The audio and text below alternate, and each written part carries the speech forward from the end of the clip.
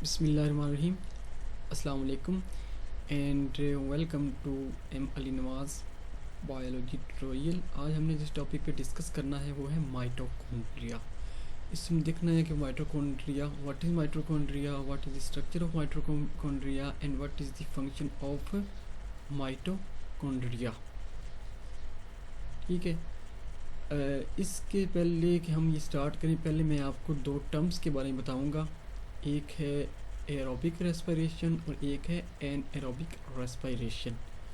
Aerobic respiration वो होती है जिनमें ऑक्सीजन यूज़ हो रही होती है। ऐसी रेस्पिरेशन जिसमें ऑक्सीजन यूज़ हो रही होती है उसे एरोबिक रेस्पिरेशन कहते हैं।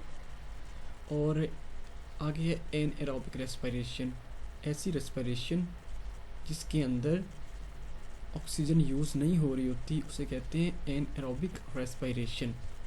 अब माइटोकॉन्ड्रिया ये एक प्लूरल है, इसकी जो सिंगुलर है वो है mitochondria.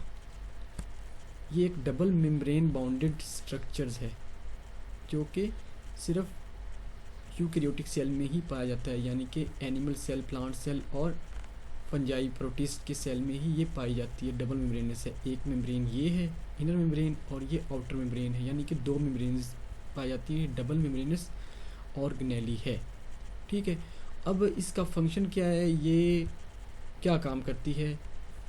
These are the sites for aerobic respiration, यानी कि वो रेस्पिरेशन जिसके अंदर ऑक्सीजन यूटिलाइज हो रही है ये उसकी साइट है, इसके अंदर होती है। और ये क्या है, इसको हम मेजर एनर्जी प्रोडक्शन सेंटर भी कहते हैं। यूँ कह लो कि ये जो है ये पावर प्लांट यानी कि पावर प्रोडक्शन सेंटर है, पावर फैक्ट्री है, इसमें एनर्जी प्रोड्यूस होती है, यानी कि एनर्जी फैक्ट्री है, ये एनर्जी सेंटर है, इसके अंदर एनर्जी बनती है। अब इसका स्ट्रक्चर कैसा है, जो इसकी आउटर मेम्ब्रेन है माइटोकॉन्ड्रिया की वो स्मूथ है, बिल्कुल ही सीधी सादी। ये देखें, ये क्या है, ये बिल्कुल ही सीधी स्मूथ, बगैर किसी बल के, बिना किसी फोल्डिंग के ये मेम्ब्रेन है, ये स्मूथ है। लेकिन बट इट्स जो इनर मेम्ब्रेन है वो इन फोल्डिंग्स बनाती हैं। ये देखें, ये फोल्डिंग बनी हुई है, ये इसकी इनर मेम्ब्रेन है और इसको हम क्रिस्टी कहते हैं। क्या कहते हैं, क्रिस्टी कहते हैं। ये प्लूरल है और जिसका सिंगुलर है क्रिस्टा। ये क्या है, in the inner mitochondrial matrix.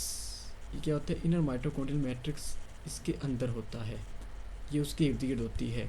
अब ये क्या काम करती हैं, these serve as to increase the surface area of inner membrane which bound reactions takes place. ठीक है। ये देखें, ये जो मेम्ब्रेन बाउंडेड एरिया है इससे क्या होता है कि ये जो रिएक्शन के लिए सरफेस है इनर मेम्ब्रेन वो इंक्रीज़ कर जाती है ताकि रिएक्शंस ज़्यादा से ज़्यादा हो सके। अब एक और बात कर लें कि इसका अपना डीएनए राइबोसोम्स होते हैं, इसलिए ये क्या कर सकती है, ये अपनी प्रोटीन बना सकती है। अगर इसमें कोई डैमेज आ जाए तो वो अपने आप को ही वो सेट कर सकती है, वो सारे डैमेज को रिपेयर कर सकती है।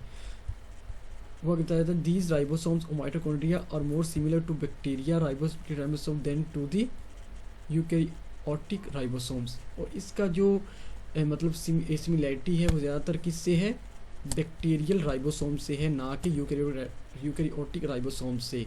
कहा जाता है कि जो मतलब जब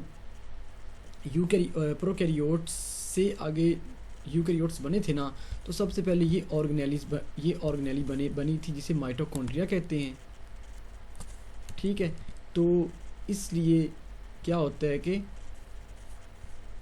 इसके अंदर जो कंपोजिशन है इसकी वो ज़्यादातर किसके रिलेटेड है, प्रोकैरियोटिक्स के रिलेटेड है, ना कि यूकैरियोटिक के रिलेटेड।